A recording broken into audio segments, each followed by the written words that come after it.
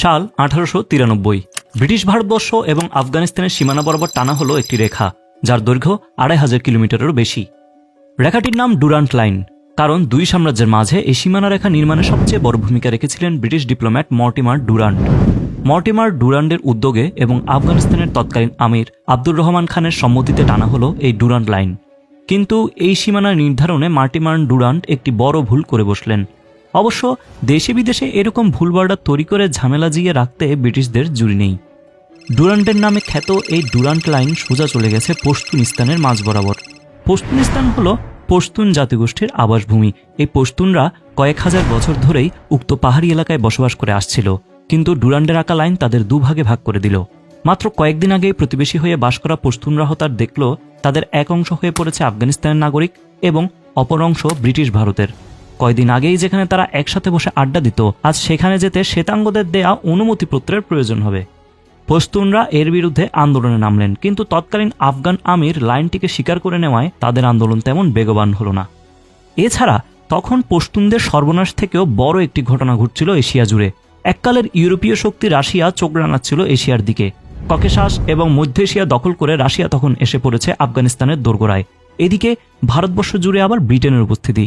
তারা এখান থেকে ফরাসি, ওলন্দাজ সহ সব বিদেশি শক্তিকে তাড়িয়ে দিয়েছে। তাই স্বভাবতই রাশিয়ার আগমন ব্রিটিশদের বুকে কাঁপন ধরিয়ে দিল। তারা চেষ্টা করতে লাগলো রাশিয়া যেন কোনোভাবেই আফগানিস্তান দখল করে ভারতে প্রবেশ করতে না পারে। ইতিহাসে রাশিয়া ও ব্রিটেনের এই দ্বন্দ্ব পরিচিত দি গ্রেট গেম নামে। দুই শক্তি তখন ঠিক করলো তারা আফগানিস্তানকে বাফার রাষ্ট্র হিসেবে ব্যবহার করবে।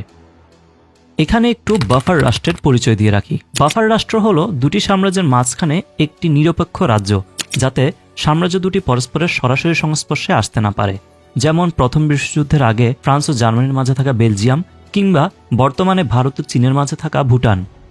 আফগানিস্তানকে বাফার রাষ্ট্র বানানোর পর রাশিয়া ও ব্রিটেন উভয়ে সম্মত হলো যে তারা এই দেশের দুই বিপরীত পাশে নিজেদের সাম্রাজ্য সীমাবদ্ধ রাখবে। ফলে ব্রিটেন তার সাথে আফগানিস্তানের সীমানা চূড়ান্ত করল, জন্ম নিল ডুরান্ট লাইন। যখন ভারতবর্ষ স্বাধীন হলো তখন স্বাভাবিকভাবেই ব্রিটিশদের উত্তরসূরি পাকিস্তানের সাথে আফগানিস্তানের সীমানা হয়ে রইল এই ডুরান্ট লাইন। কিন্তু পশতুনরা কখনোই এই লাইনকে স্বীকৃতি দেয়নি। তাদের ভাষায় ব্রিটিশরা জোর করে এই সীমানা নির্ধারণ করেছে। মূল সীমানা হবে পাঞ্জাবের সাথে।